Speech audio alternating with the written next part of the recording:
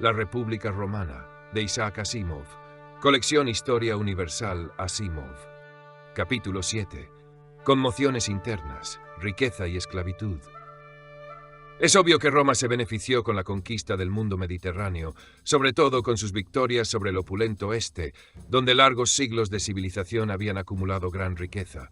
Los tributos impuestos a Cartago, Macedonia y Siria, el botín arrancado a las provincias y las ganancias derivadas del comercio efectuado en condiciones establecidas por los romanos hicieron que entraran en la ciudad enormes riquezas. En efecto, en 1667 a.C., después de la batalla de Pydna y la derrota final de Macedonia, las autoridades romanas dispusieron de tantas riquezas que liberaron a los ciudadanos de todo impuesto directo. Fueron mantenidos por los pueblos que habían conquistado. Pero Roma no se convirtió en la mayor potencia del mundo sin pagar un precio por ello. 100 años de guerras habían cambiado completamente a la sociedad romana. Antes de las guerras púnicas, los pequeños agricultores eran la columna vertebral de Roma. Trabajaban sus tierras parte del año y combatían en el ejército el resto del tiempo. Las campañas eran breves y cercanas a su hogar, pero un siglo de guerras había causado la muerte de muchos de esos robustos corazones. Había menos ciudadanos romanos en 133 a.C. que en 250 a.C. y había arruinado económicamente a otros. Vastas regiones de Italia habían sido devastadas por Aníbal o por los mismos romanos como castigo por cooperar con los cartagineses. Además, las campañas se fueron haciendo cada vez más prolongadas y distantes del hogar. Los hombres ya no podían ser soldados y agricultores. Los soldados debían ser profesionales y las armas su modo de vida. En cuanto al dinero que afluyó a Roma, aunque benefició en cierta medida a todos los ciudadanos romanos, benefició a algunos mucho más que a otros. Los senadores, los administradores, los funcionarios y los generales se enriquecieron. Aquellos a cuyas manos llegó la riqueza extranjera invirtieron en tierras y compraron las granjas de los pequeños agricultores arruinados por la guerra. Se practicó la agricultura en grandes plantaciones más que por pequeñas familias, de modo que se profesionalizó tanto como la guerra. También afluyeron a Italia esclavos de África, Grecia, Asia y España, lo cual contribuyó a empeorar la situación del pequeño agricultor. Se usaron grandes cuadrillas de esclavos para las labores agrícolas, bajo la supervisión de capataces, cuya única tarea consistía en hacer trabajar hasta la extenuación a los infortunados que estaban bajo su control. El propietario podía vivir en Roma, lejos de la vista del sufrimiento humano, y, por ende, sin sentirse responsable por él. Este ausentismo del propietario siempre estimula el maltrato de los arrendatarios y esclavos. Los pequeños agricultores que lograban conservar su tierra pese a los estragos de la guerra no podían competir con las cuadrillas de esclavos. Como resultado de esto, eran muchos los que abandonaban en tropel el campo para marcharse a Roma y buscar allí cualquier trabajo. Así surgió en la ciudad una gran clase de proletarios. Esta palabra proviene de una voz latina que significa criar hijos, pues para la aristocracia gobernante, la única función de los pobres era la de producir hijos que sirvieran en las legiones. Dentro de Roma, un ciudadano de Roma tenía cierto poder. Por pobre que fuese podía votar, lo cual significaba que los aristócratas que aspiraban a un cargo elevado tenían que tomarlo en cuenta. Los políticos astutos e inescrupulosos comprendieron cada vez más claramente que esos votos romanos estaban en venta.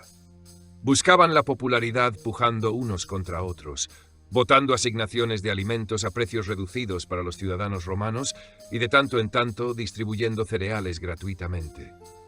También montaban juegos y espectáculos de todo género gratuitos. De este modo, se sobornaba a la gente para que combatiese en las batallas de un líder contra otro, a menudo contra sus propios intereses. Esta política, que provocó el enriquecimiento de los políticos y la ruina de Roma, es llamada habitualmente panem et circenses. A menudo se traduce esta frase por pan y circo, pero circo no significaba para los romanos lo que significa para nosotros. Es la palabra latina para anillo y alude al recinto, que en realidad era habitualmente ovalado, dentro del cual se realizaban competiciones y espectáculos para entretenimiento del pueblo. Allí se llevaban a cabo carreras de carros, combates de gladiadores y luchas con animales, que hacían de tales espectáculos la versión romana de nuestros espectáculos de variedades, una versión ruda y sangrienta, sin duda. Sería mejor traducir panem et circenses por alimentos y espectáculos. Mientras el rico se hizo cada vez más rico y el pobre cada vez más pobre, mientras los agricultores libres desaparecían y los esclavos se multiplicaban, Roma no avanzó políticamente. Hasta las guerras cartaginesas se produjo una constante ampliación de la base del gobierno, haciéndolo más democrático. Este proceso terminó después de la invasión de Aníbal. Ello se debió, entre otras causas, a que durante el mortal peligro de la Segunda Guerra Púnica, todo el mundo reconoció la necesidad de un gobierno fuerte. No había tiempo para experimentos políticos. El Senado impuso tal gobierno fuerte. En realidad, nunca gobernó mejor en la historia de Roma que en la época de tensiones de la Segunda Guerra Púnica y después de ella. Pero a ningún grupo gobernante le resulta fácil ceder el poder voluntariamente. La aristocracia terrateniente que formaba el Senado no tenía la menor intención de modificar una situación que ponía en sus manos las riendas del poder, aún después de que la crisis pasara. Como resultado de esto, se dio una enorme y trágica paradoja, pues a Italia se le robó el reposo. Una vez expulsado Aníbal de la península, Roma no tenía por qué temer que ningún ejército extranjero, en un futuro previsible, la pusiera en peligro en su propio terreno. En verdad, durante más de 5 siglos, Italia no iba a experimentar la amenaza de un ejército extranjero. Sin embargo, no iba a haber paz en Italia. La estrecha política del Senado y su decisión de no abandonar el poder condujo a un nuevo y más temible tipo de guerra.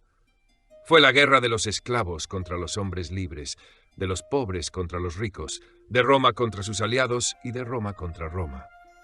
El primer indicio de que se iniciaba una nueva época de revolución social apareció en la forma de la más temible de todas las guerras, una insurrección de esclavos. Los esclavos eran importados en cantidades particularmente grandes a Sicilia, que se había convertido en poco más que una enorme plantación de cereales destinados a proveer de trigo barato al proletariado romano. Los esclavos sicilianos eran tratados aún más brutalmente que los animales, pues eran menos valiosos y más fácilmente reemplazables. Pero no hacía mucho tiempo que esos esclavos habían sido también hombres libres. Muchos de ellos habían sido ciudadanos respetables, cuyo único crimen consistía en haber vivido en un país conquistado, o soldados cuyo único crimen era el haber sido derrotados. Puesto que para ellos la vida era peor que la muerte, solo necesitaban un líder para rebelarse con loca desesperación. En 1335 a.C., un esclavo sirio llamado Euno pretendió ser de la familia real seleucida y se hizo llamar Antíoco. Probablemente nadie lo tomó en serio, pero eso importaba poco, y los esclavos se rebelaron. En esa rebelión, los esclavos, enloquecidos por el sufrimiento y sabiendo que no podían esperar gracia alguna, se entregaron al saqueo y la matanza. Los amos de los esclavos, que son quienes generalmente escriben los libros de historia, detallan muy cuidadosamente las atrocidades cometidas por los esclavos. Pero la verdad es que cuando los esclavos son aplastados, como lo son casi siempre, reciben castigos que son atrocidades aún peores. La primera guerra servil, del latín servus, que significa esclavo, no fue una excepción. Los esclavos convirtieron a Sicilia en un sangriento y horrible escenario durante varios años. Eran más fuertes en Enna, en el centro mismo de la isla, y en Tauromenium, la moderna Taormina, sobre la costa noreste. Los romanos tardaron 3 años en sofocar la rebelión y al principio sufrieron una serie de humillantes derrotas. Hasta el 1332 a.C., Sicilia no fue pacificada y los esclavos ahogados en su propia sangre. Pero Roma había pasado un gran susto. Frente a tales horrores y ante la creciente evidencia de la decadencia económica de Italia, al menos algunos de sus líderes comenzaron a pensar que ya era hora de realizar drásticas reformas. Los Gracos, entre quienes sentían la necesidad de una reforma, estaban 2 hermanos, Tiberio Sempronio Graco y Cayo Sempronio Graco. Por lo común se alude conjuntamente a ellos como los Gracos. Su madre era hija de Escipión el Africano y su nombre era Cornelia. Era común que las mujeres de familias nobles llevasen la forma femenina del nombre tribal familiar. Publio Cornelio Escipión era de la familia Cornelia, por lo que su hija llevó este nombre. El marido de Cornelia, que había sido cónsul 2 veces y se había destacado militarmente en España, murió en 151 a.C., cuando Tiberio tenía 12 años y Cayo 2. Cornelia se dedicó a la crianza de sus hijos, negándose a contraer un segundo matrimonio, lo cual era muy fuera de lo común por entonces, y les hizo dar la mejor educación griega. Estaba desmesuradamente orgullosa de ellos. Cuando en una visita a una matrona romana le mostró sus joyas y pidió luego ver las de Cornelia, ésta llamó a sus hijos y, poniendo uno a cada lado de ella, respondió: «Estas son mis joyas». Los Gracos tenían una hermana, Sempronia, quien luego casó con Escipión el joven. Tiberio, el mayor de los Gracos, combatió bien en los ejércitos romanos. Estuvo presente en la toma de Cartago, donde se dice que fue el primer romano que se abrió paso por las murallas. También prestó servicio bajo Escipión en España. Pero Tiberio era mucho más que un soldado, pues su educación griega parece haberle dado una visión del mundo más vasta que la corriente entre los romanos. Estaba horrorizado ante los males sociales que aquejaban a Roma, y la guerra de los esclavos en Sicilia fue la gota que hizo rebosar la copa. Roma debía ser reformada y saneada. En 1134 a.C., a la edad de 29 años, se presentó como candidato al cargo de tribuno y fue elegido. Ocupó el cargo a fines de ese año e inmediatamente empezó a propiciar una reforma agraria. Quería reducir las enormes propiedades, dividirlas en granjas de moderado tamaño y distribuirlas entre los pobres. Esto era tanto más razonable cuanto que ya existía una ley que limitaba las dimensiones de las fincas, ley que tenía más de 200 años. Tiberio proponía que, después de la distribución de la tierra, ésta fuese inalienable, esto es, que no pudiese ser vendida para impedir la formación de grandes propiedades nuevamente. Naturalmente, los grandes terratenientes se horrorizaron y se opusieron enconadamente a Tiberio. Si hubiesen sido tiempos modernos, se le habría acusado de ser un comunista. Los terratenientes entraron en acción. A fin de cuentas, había 2 tribunos, y si uno de ellos objetaba una acción gubernamental, no podía emprenderse tal acción. El otro tribuno, Marco Octavio, era amigo de Tiberio, pero cuando se le ofreció suficiente dinero, descubrió que en verdad no era tan amigo de él. Por consiguiente, cuando Tiberio estuvo a punto de hacer aprobar su ley, con el apoyo de la gran mayoría de los votantes romanos, el otro tribuno ordenó detener el proceso. Tiberio, alarmado y frustrado, hizo todo lo que pudo para lograr que Octavio se retractara, pero fracasó. Desesperado, logró hacer que Octavio fuese despojado de su cargo por votación. Después de esto, la ley fue aprobada y se nombró una comisión encargada de ponerla en práctica. Pero la destitución de Octavio era ilegal, hablando en términos estrictos, y los senadores enemigos de Tiberio usaron ese hecho contra él. Era un revolucionario, decían, que quería derrocar el gobierno. Además, sus leyes habían sido aprobadas solo después de haber emprendido una acción ilegal, y por lo tanto, no tenían validez. Tiberio comprendió que estaba perdiendo amigos como resultado de estos argumentos. Por ello trató de ganar popularidad mediante una propuesta radical. Atalo III de Pérgamo acababa de morir y de dejar su país a Roma. Tiberio propuso inmediatamente que el tesoro de Pérgamo, en vez de ir al Estado, a cuyo frente se hallaba el Senado, como era habitual, fuese distribuido entre la gente común, a la que entonces se ayudaría a establecerse en sus propias granjas. Esto enfureció aún más a los senadores, y era evidente que Tiberio solo se hallaría a salvo mientras fuese tribuno, pues estaba estrictamente prohibido atacar a los tribunos. Cuando el término de su mandato llegase a su fin, su vida no valdría nada. Por esta razón, Tiberio se presentó como candidato para ser reelegido. Pero también esto fue considerado ilegal por muchos, y se le acusó de intentar proclamarse rey, acusación que siempre despertaba los horribles recuerdos de Tarquino en el romano común.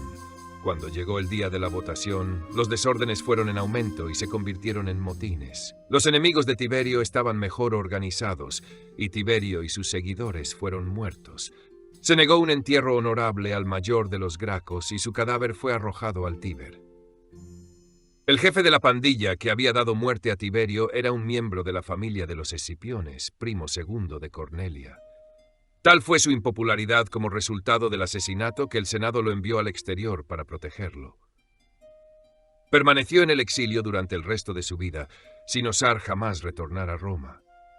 Escipión el joven estaba en España, completando por entonces la conquista de Numancia. Cuando se enteró de la muerte de su cuñado, permaneció impasible. Era un conservador que desaprobaba las ideas de Tiberio y declaró públicamente que éste había merecido la muerte.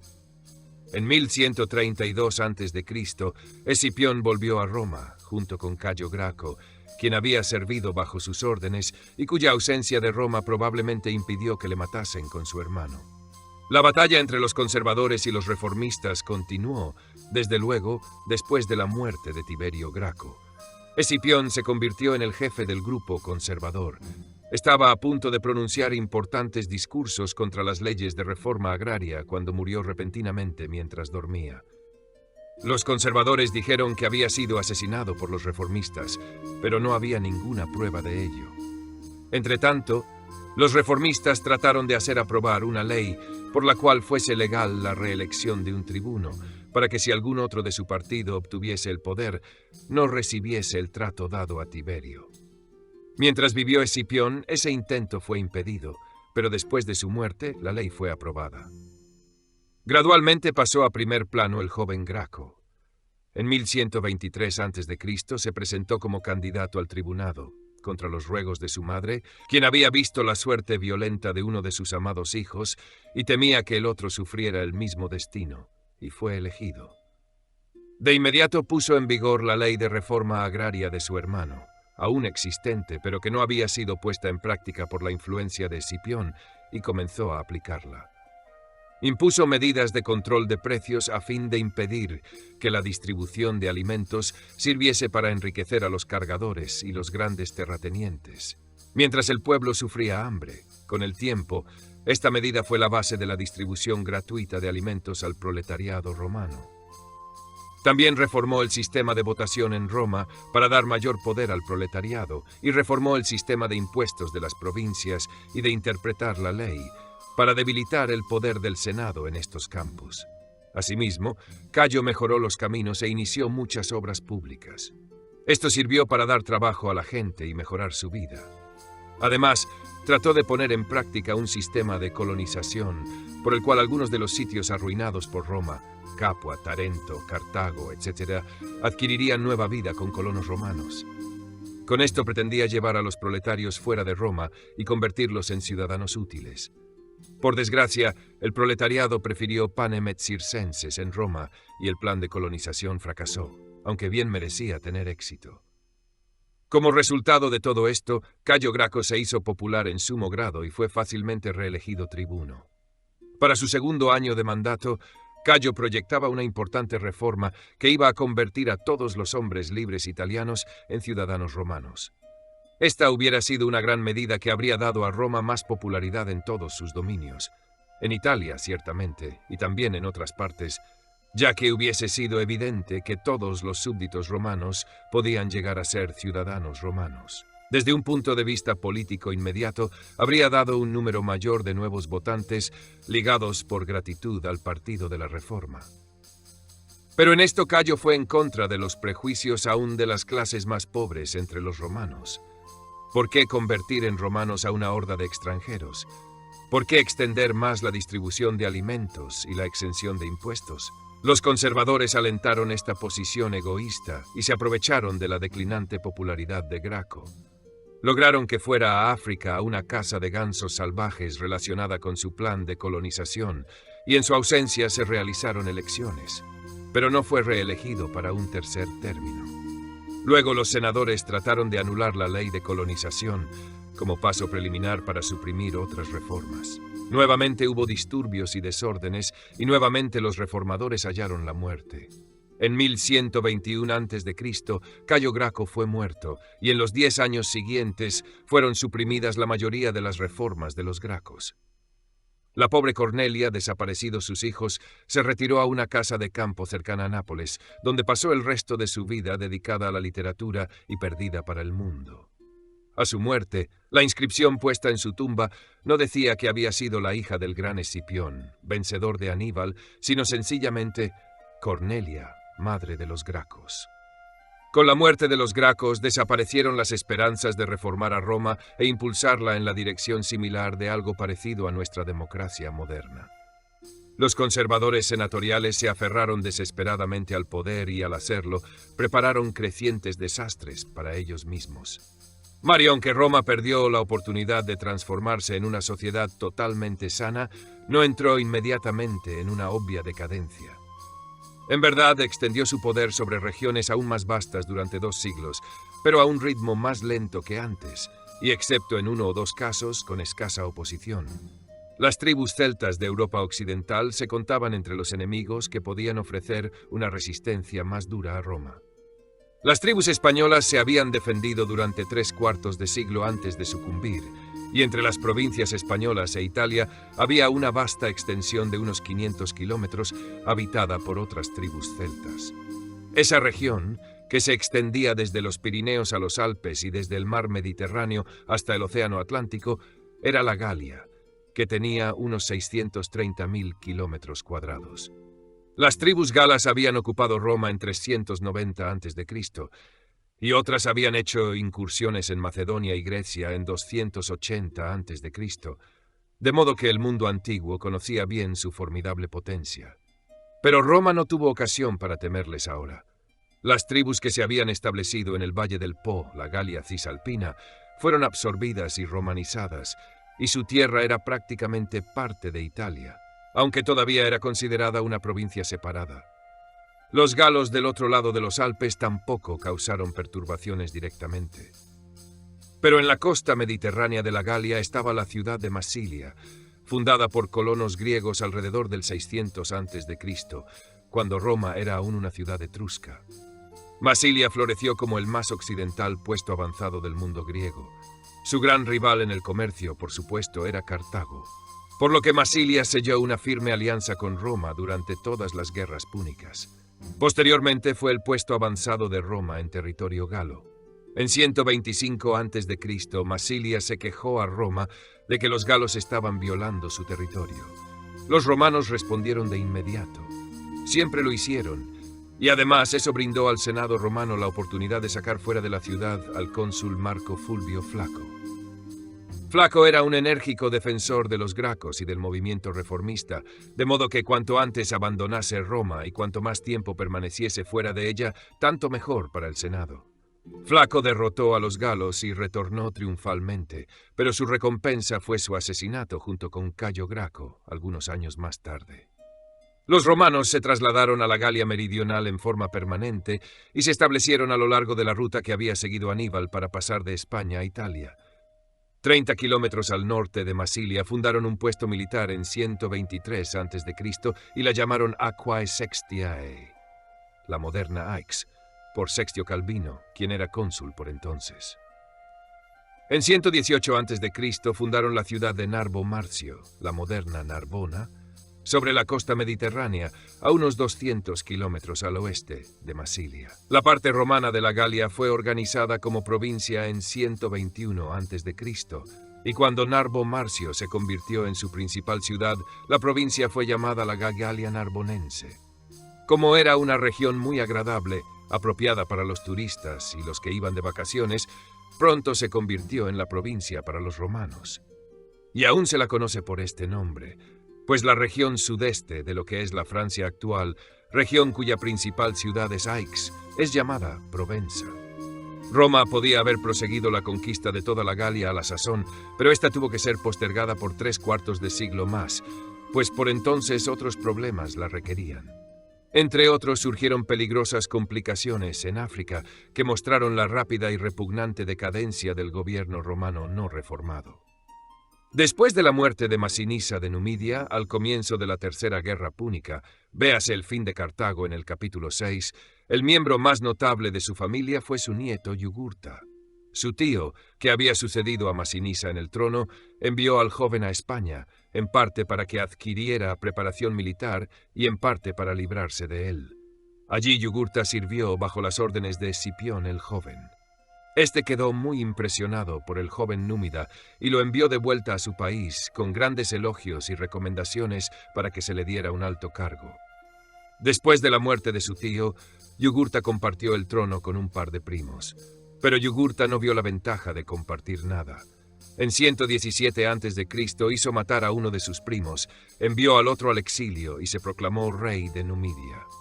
Esto era obviamente ilegal y también inmoral, aunque a Roma eso le preocupaba menos, y puesto que Numidia era un protectorado romano, correspondía a Roma impedir que ocurriesen tales cosas. Sin embargo, Yugurta halló el método adecuado para tratar con los romanos de nuevo cuño. Cuando llegaron senadores a Numidia para investigar la situación, los colmó de presentes y los envió de vuelta a Roma para que dijeran al gobierno romano que Yugurta era una bella persona y no había hecho nada malo. Los romanos buscaron compromisos, como el de dividir Numidia y dar al primo de Yugurta la parte menos deseable. Yugurta hizo la guerra contra su primo, lo mató también y en 112 a.C. se apoderó de todo el país. Roma no podía permitir que sus órdenes fuesen burladas de este modo, y el Senado tuvo que enviar un ejército a Numidia en 111 a.C., con lo cual comenzó la guerra de Yugurta. Esto no inmutó a Yugurta, quien sencillamente sobornó al general y estuvo en paz nuevamente. Ante esto, el Partido Honesto de Roma, lo que quedaba de él, hizo que se ordenase a Yugurta comparecer ante la ciudad para dar explicaciones personalmente. Yugurta acudió rápidamente a Roma, sobornó a un tribuno e hizo detener el proceso. Mientras se hallaba en Roma, hasta se las arregló para hacer asesinar a uno de sus enemigos númidas. Luego, cuando se embarcó para volver a Numidia, dijo torvamente, según se cuenta: «La vida de la ciudad está en venta, y si hallase un solo comprador, moriría».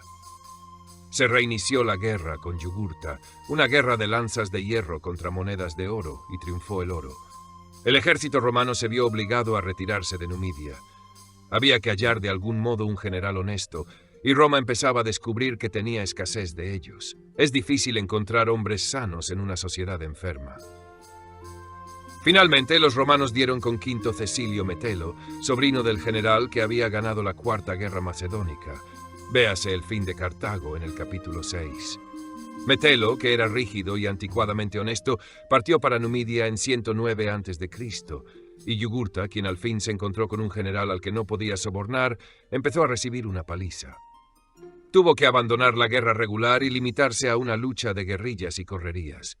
Durante 2 años logró frustrar a Metelo, como Fabio había antaño frustrado a Aníbal. Bajo las órdenes de Metelo combatía por entonces Cayo Mario, hombre de carácter inflexible y escaso intelecto, pero un duro combatiente con una gran capacidad para odiar. Era hijo de un granjero pobre y odiaba a los aristócratas. En 119 a.C. había sido tribuno y se había revelado como un violento adepto del Partido Popular, esto es, del pueblo, como era comúnmente llamado el grupo reformista. Al igual que Yugurta, Mario había combatido bajo Escipión el Joven en España.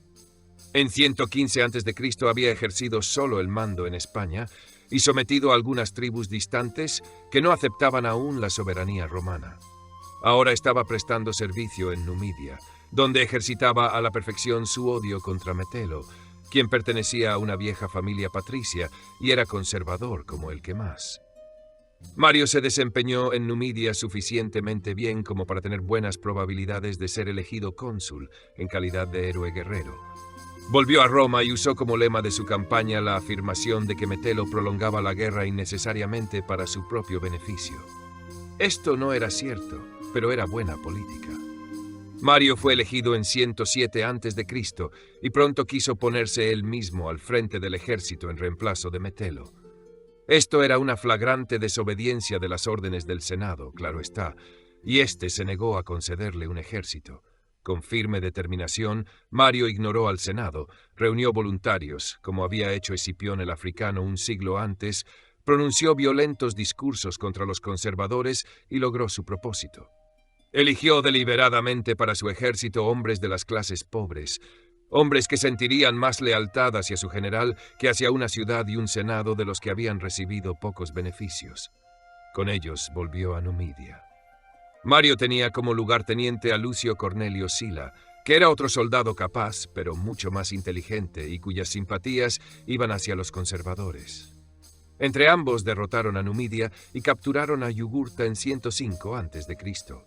Sila logró su captura mediante una sutil diplomacia y el uso del suegro de Yugurta Boko, rey de Mauritania, la región que ocupa hoy el moderno Marruecos, quien, por dinero, convino en volverse contra Yugurta. Yugurta se rindió a Sila, no a Mario, e inmediatamente los conservadores trataron de difundir la creencia de que fue Sila, no el odiado Mario, quien había ganado la guerra. Esto dio origen a cierta enemistad entre los dos jefes militares que iba a tener importantes consecuencias más tarde. En 104 a.C., Yugurta fue llevado a Roma, donde murió miserablemente en la prisión. Después de su muerte, la parte oriental de Numidia siguió bajo el mando de gobernantes nativos, pero la parte occidental anexada al reino de Mauritania. Por entonces surgió ante Roma la amenaza de los bárbaros. De las regiones septentrionales de Europa llegaron nuevas tribus de bárbaros, gentes rudas y toscas que nunca habían oído hablar de Roma. Los romanos los llamaron cimbrios, y su patria de origen quizá haya estado en lo que es la actual Dinamarca, aunque esto no es en modo alguno seguro. Habían estado migrando de un lugar a otro por Europa central, y en 113 a.C.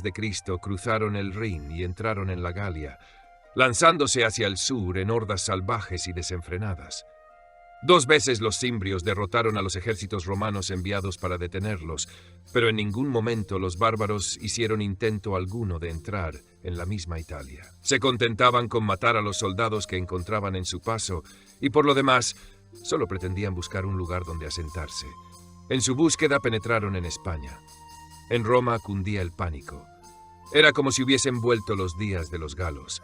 Ejércitos romanos eran derrotados por bárbaros, mientras en Numidia otros ejércitos romanos se habían comportado vergonzosamente en la sórdida guerra con Yugurta.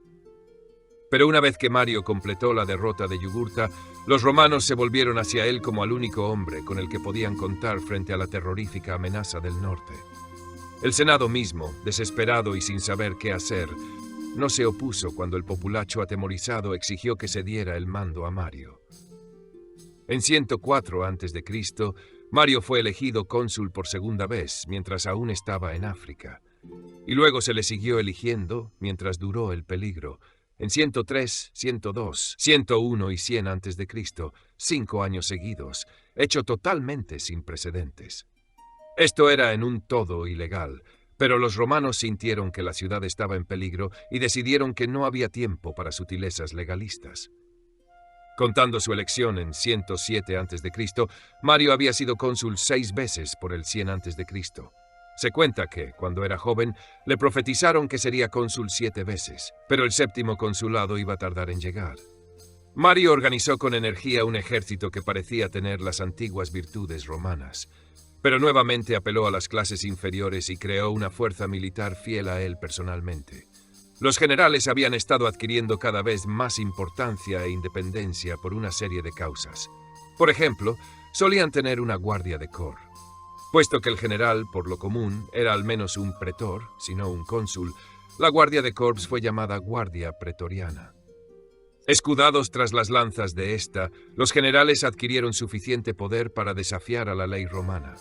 Afortunadamente, Mario tuvo tiempo de organizar su ejército, pues los cimbrios perdieron el tiempo en España, donde sufrieron algunas derrotas que les bajaron los humos. En 103 a.C. recibieron el refuerzo de otra tribu, que originalmente quizá vivió en la costa báltica al este de Dinamarca. Los miembros de esta segunda tribu, los teutones, hablaban una lengua que tal vez sea una antecesora del alemán moderno. Si es así, fueron el primer pueblo germánico que apareció en el horizonte del mundo antiguo. Del nombre de esta tribu deriva la palabra teutónico, como sinónimo de germánico. Juntos, los cimbrios y los teutones sumaban 300.000 guerreros, según algunos cálculos, y ahora enfilaron claramente hacia Italia.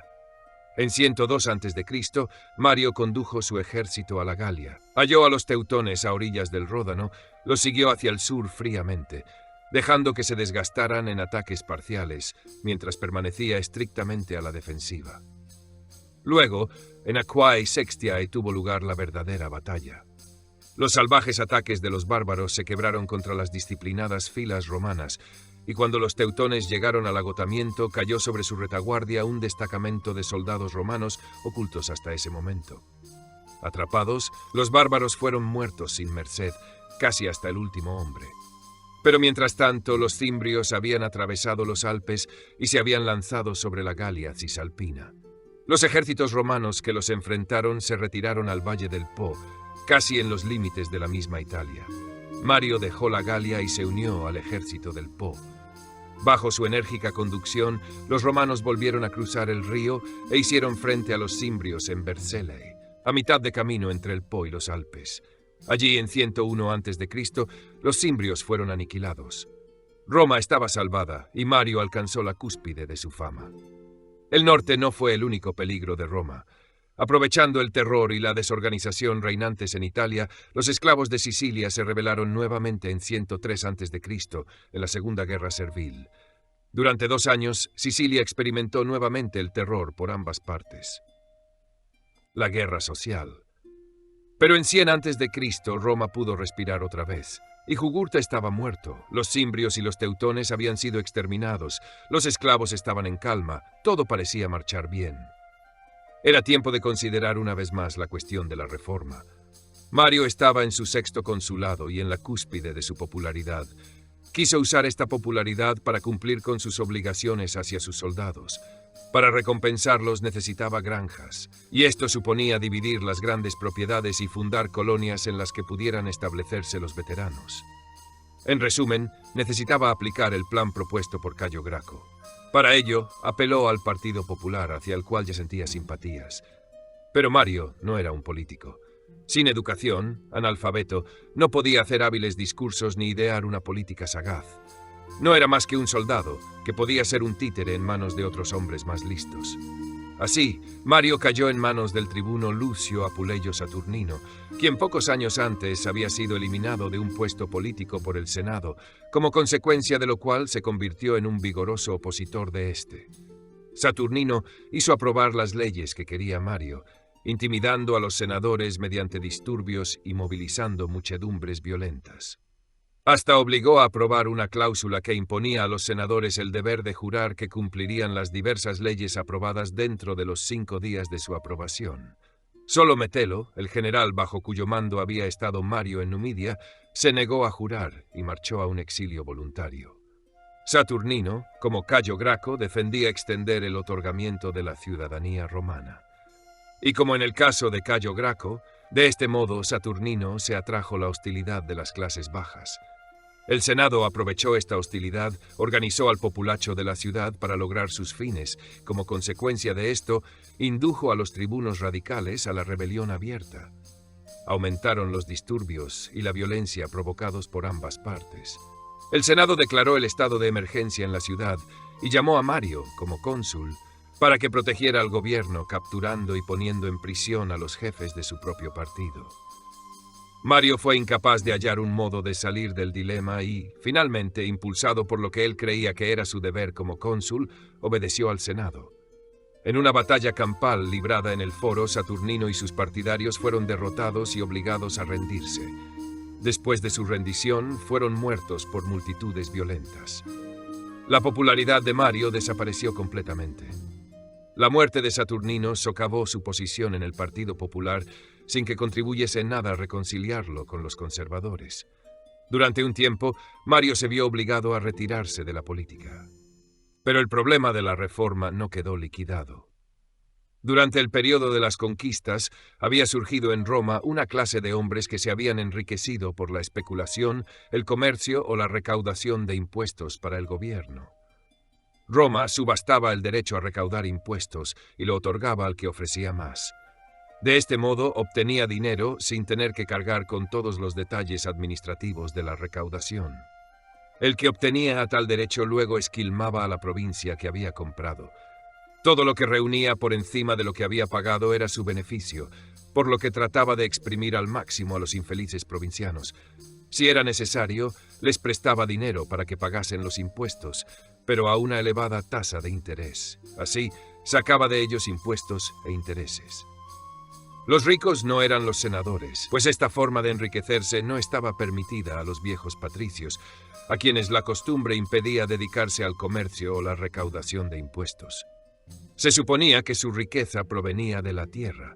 Los nuevos ricos eran llamados equites, palabra que significa jinetes, porque en tiempos antiguos solo los ricos podían permitirse tener un caballo, mientras que los pobres tenían que combatir a pie. Podemos llamarlos la clase comercial. El Senado miraba despectivamente a la clase comercial, pero a menudo entraba en una alianza no oficial con ella. Mientras el recaudador de impuestos hacía dinero, el gobernador de la provincia, que era de la clase senatorial, podía fácilmente obtener una parte del botín con solo hacer la vista gorda y no investigar mucho los métodos empleados. Cuando Cayo Graco se enfrentó con el Senado, trató de ganar a la clase comercial para la causa de la reforma, haciendo asumir a sus miembros la función de jurados. Hasta entonces, este había sido un derecho exclusivo de la clase senatorial. Pero a medida que aumentó la corrupción de los senadores, se hizo casi imposible castigar a cualquiera de ellos, por vergonzosa que hubiese sido su conducta, ya que los senadores, que eran jueces y jurados, no estaban dispuestos a condenar a uno de su clase. A fin de cuentas, luego podía llegarle el turno a uno cualquiera de los jurados. Desafortunadamente, los equites no eran mejores, sino que demostraron ser tan corruptos y egoístas como los senadores.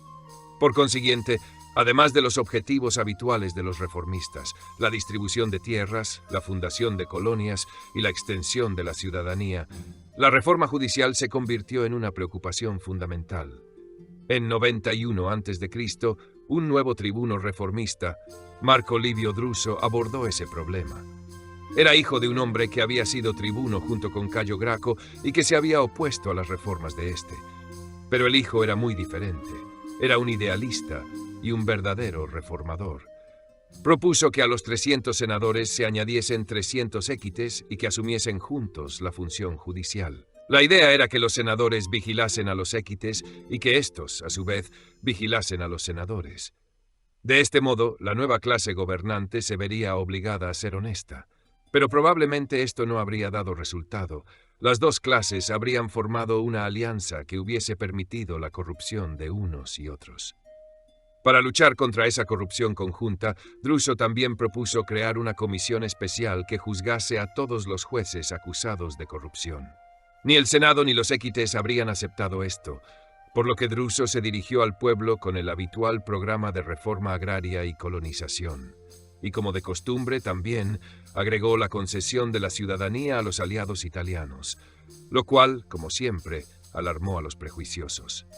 Los senadores y los equites lograron paralizar todas ello aún después de haber sido aprobadas, y el mismo Druso murió misteriosamente. Nunca se encontró a su asesino.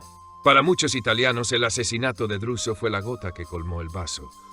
Durante 2 siglos habían sido fieles aliados de Roma, en los buenos como en los malos tiempos. En su gran mayoría habían permanecido junto a Roma después de los sombríos días de Cannas. ¿Y cuál fue su recompensa? Sin duda no era mucho otorgarles la ciudadanía.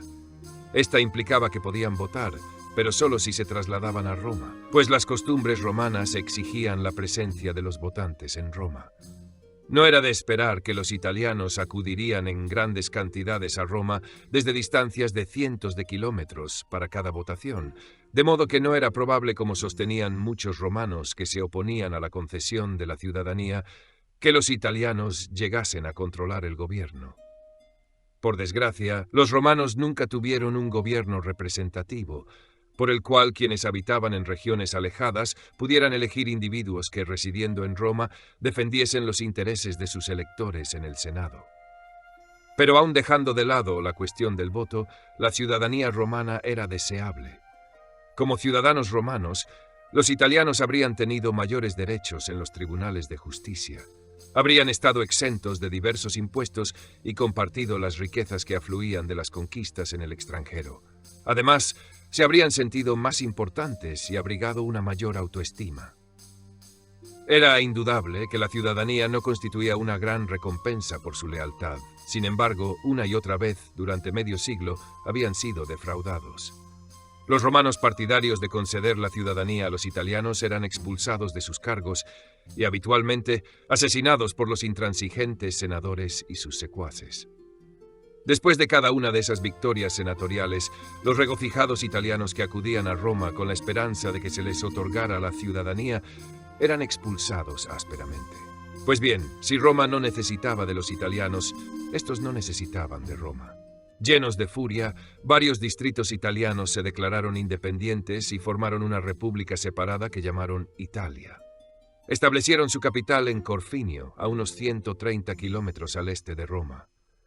Naturalmente, esto suponía la guerra, y la contienda que siguió es llamada habitualmente la guerra social, de la palabra latina que significa aliados. Las tribus italianas que se rebelaron contra Roma en 91 a.C. eran en su mayoría del grupo samnita, por lo que casi podríamos llamar a esa guerra la Quinta Guerra Samnita. Roma no pensaba ceder, pero fue cogida por sorpresa. Los italianos habían estado preparándose y tan pronto como anunciaron su defección, sus ejércitos estaban listos y sus ciudades dispuestas a defenderse. Pero Roma no estaba preparada. Hasta había dejado que sus murallas se deteriorasen desde los días de Aníbal, más de un siglo antes. Los ejércitos romanos reunidos apresuradamente sufrieron derrotas iniciales, particularmente en el sur contra los samnitas, donde el mismo cónsul Lucio Julio César sufrió una dura derrota. César, para evitar en lo posible la defección de los etruscos y los umbros del norte de Roma, decretó en 90 a.C. que se otorgaría la ciudadanía romana a los italianos que permaneciesen fieles. El Senado, contra su voluntad, se vio obligado a pedir a Mario, quien había vuelto de una gira por el este, que se pusiese al frente de las tropas romanas, pero evitaron concederle plenos poderes. Mario aceptó a regañadientes, pues por supuesto había sido partidario de dar la ciudadanía a los italianos. Ahora tenía que luchar contra su propia gente, por así decir, y en defensa del odiado Senado, después de haber destruido a Saturnino.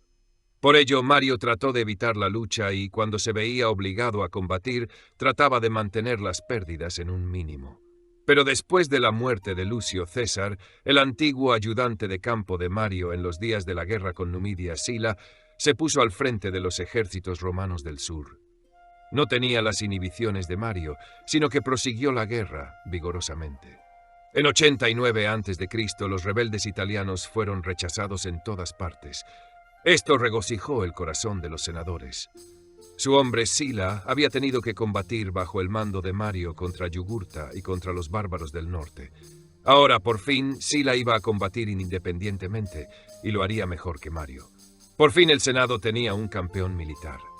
Los rebeldes italianos fueron aún más debilitados por la oferta romana de conceder la ciudadanía a todos los italianos que la pidieran dentro de los 60 días siguientes.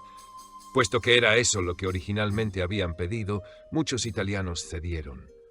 Los samnitas resistieron hasta el fin, pero en 88 a.C. la guerra social había terminado.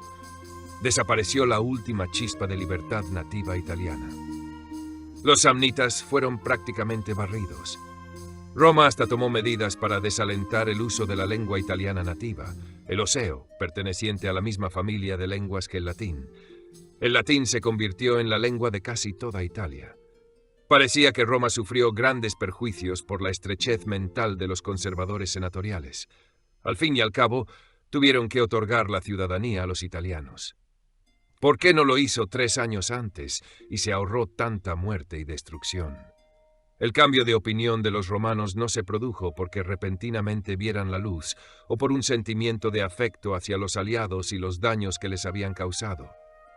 En realidad, un peligro nuevo y totalmente inesperado había surgido en el este, que durante un siglo había permanecido tan quieto y dócil. Para hacer frente a ese peligro, Roma sencillamente debía tener paz y calma internamente, y la concesión de la ciudadanía a los aliados italianos fue el precio que se vio obligada a pagar.